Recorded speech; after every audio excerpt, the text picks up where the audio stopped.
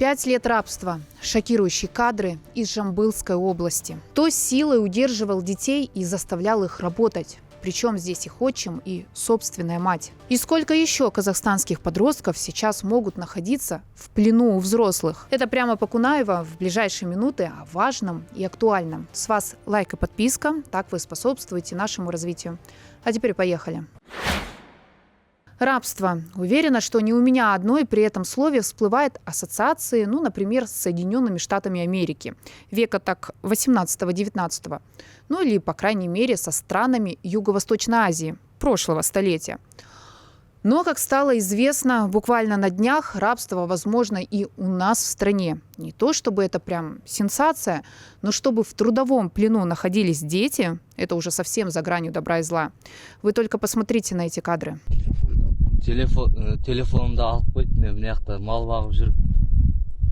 Телефон забрали у меня. Тут мы пасем скот. Время спрашиваем у проезжающих водителей. Вот так издевались они. На кадрах видно, как дети показывают синяки, ссадины и другие повреждения, которые они получали на протяжении последних 5 лет. Именно столько, по их словам, они находились в рабстве.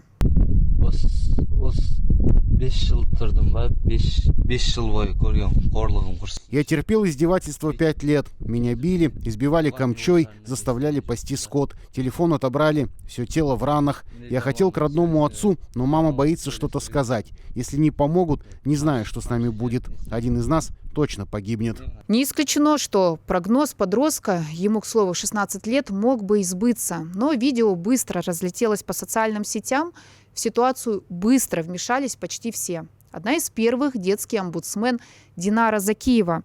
Она и рассказала, что местонахождение детей удалось определить, их уже доставили в безопасное место. По данному факту возбуждено уголовное дело. Региональный уполномоченный Даурен Бакжанов выезжает к детям для выяснения всех обстоятельств. Отреагировали и в полиции региона. Там заявили, что сейчас выясняют все обстоятельства произошедшего. А первый подозреваемый уже задержан и помещен в изолятор временного содержания. Правда, кто он, не сообщалось. Однако позже информация в сети все равно появится. К примеру, станет известно, что мальчики действительно братья. Старшему 16, а младшему 10. Тот, что младший, должен учиться в 4 классе, но он только во 2, не знает цифр и не умеет считать. Родом они из села Коктал. Эти подробности коллегам из Орда.кз рассказала тетя мальчиков. По ее словам, в деле замешан отчим детей и кое-кто еще. Мать встала на сторону своего гражданского мужа. Аким села Коктал Кайрат Мырза знала ситуации. У них дома бывал и имам местной мечети. Он тоже был в курсе происходящего. Вместо того, чтобы принимать подарки и устраивать праздники, им стоило подумать о детях. Я требую привлечь к ответственности и Акима, и имама. Даже соседи знали, все жители Коктала понимали, что дети из дома не выходят, не знают даже, что такое футбол. Также, по словам тети, следователи пытаются смягчить ситуацию, утверждая, что рабство – это только когда ребенок прикован и не ест. А побои и тяжелый труд рабством они не считают. Но и это еще не все. Женщина заявляет, пострадали не 2, как сообщалось ранее, а 3 мальчиков. Это мой брат-близнец. Мы хотим к родному отцу. Хотим забрать и младшего брата, потому что его хотят отдать в детдом. Мы против. Государственные органы пока сказанное тете никак не комментировали. Поэтому здесь важно проговорить, что озвученное является лишь позицией женщины. И наша редакция за сказанное ответственности не несет. Хотя, по мнению известной казахстанской общественницы Аружан Сайн, тем самым местным органам не помешало бы выступить с заявлением. Уж слишком много к ним вопросов. Судя по информации, которая публикуется в СМИ, можно понять, что мама детей не подавала заявление в полицию, потому что там написано, что какая-то женщина подала заявление о пропаже детей. И она была в курсе того, в каком положении дети.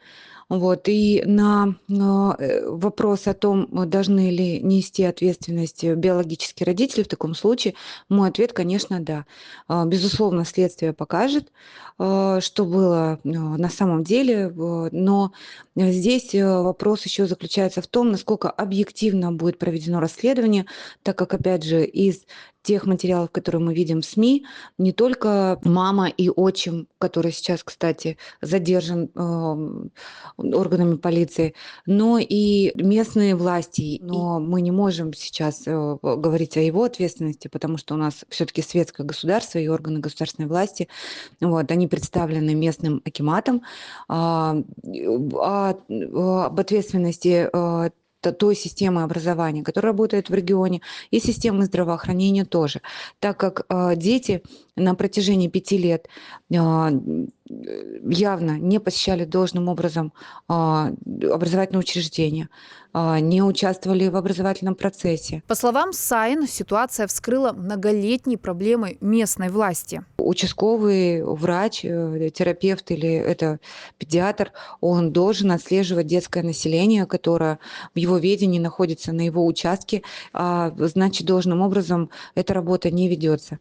Поэтому у меня здесь вопросы не только к органам местных исполнительных властей, но и к национальной образовательной базе данных, которая находится в ведении Министерства просвещения, так как, в принципе, через эту базу министерство видит, посещает ребенок школу или нет, к какой школе конкретно он прикреплен, или к какому колледжу, какая у него успеваемость. И если есть формальное исполнение этих обязанностей, то, соответственно, встает вопрос о том, что за обучение детей получали деньги какие-то образовательные учреждения, фактически, эти услуги не оказывая. Что известно точно на сегодня? Что дело на личный контроль взял министр внутренних дел.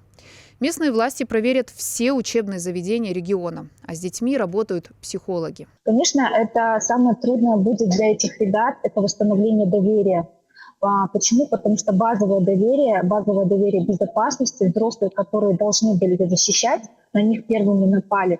А в том числе мама, которая не могла тоже от страха как-то проявить себя, страх за свою жизнь, за жизнь детей. Вот работа с этим таким ужасом, даже кошмаром, это прям терапия. Почему я говорю, что и взрослым, и детям важна терапия? Это именно про то, что психотерапия – это профилактика насилия. Но в данном случае мы уже будем работать с последствиями насилия, а это ПТСР, посттравматический синдром. То есть где-то, может быть, уже есть расстройство, потому что физические увечья налицо, там и тоже поранено, и камчой били, видимо, и как-то еще избивали в течение 5 лет. То есть это было постоянно. Тем временем эта история в очередной раз заставила обратить внимание на статистику по трудовому рабству. И, как выяснилось, она ужасающая. По данным Генеральной прокуратуры, только за первые 3 месяца этого года в стране зарегистрировано 116 уголовных преступлений, связанных с человеческим трафиком. И это больше, чем за аналогичный период года прошлого. Тенденция налицо. В 6 делах фигурировали дети. Детей пугают именно тем, что ты виноват там, ты сделал неправильно. То есть ребенок же не знает, как правильно, он же не знает, что вообще правильно в мире, это вообще не очень понятно. Все, что по закону, это правильно, потому что законы писали люди. А ребенок не знает своих прав и обязанностей, и поэтому ему говорят, ты неправильно помыл пол, ты неправильно сделал, поэтому ты заслужил наказание. И ребенок думает, наверное, я виноват. Среди самых громких дел продажа матерью своих дочерей пожилому мужчине для совершения развратных действий в Карагандинской области и торговля людьми для использования в рабском труде в крестьянских хозяйствах в области Абай. Остается только догадываться, сколько еще детей в стране остаются в рабстве. Чтобы защитить собственного ребенка от подобного, вот вам совет от практикующего психолога. Фрагмент из интервью может показаться долгим, но он очень полезный. Это именно про доверие, это про коммуникацию, про ненасильственное общение, про то, чтобы говорить детям, что никто никогда не должен на тебя поднимать руку. То есть это преследуется по закону. То есть объяснять права и обязанности Республики Казахстан. В силу того, что многие родители сами в этом неграмотны, не объяснить не могут. Это очень важно разъяснять права, которые у нас есть, которые мы имеем право использовать. А также, конечно, про национальную близость хочется сказать, развивать свой эмоциональный интеллект, чтобы понимать, что происходит с ребенком. Почему он закрылся, почему стал замкнутым, почему он, наоборот, стал слишком открытым. То есть, как-то говорить, что есть границы безопасности, да, и эти границы – это то риски, что если ты возьмешь у чужого человека конфету, то она может быть отравлена, или в ней может быть какой-то наркотик, или это не всегда приятно и полезно. Вот, например, мы же у посторонних людей, даже мы взрослые, не всегда что-то берем. Даже мы у родных и близких не всегда что-то берем, да, что если нам это не надо. То есть детей учить вот именно границам, как говорить «нет», как избегать манипуляций, это очень важно, знать, что такое манипуляции, что такое шантаж, что такое угроза. А у нас на этом сегодня все. Пишите в комментариях свои впечатления от увиденного. Мы все читаем. Спасибо, что досмотрели выпуск до конца. Можете прожать лайк и подписаться на нас, если этого еще не сделали. До скорых встреч. Пока.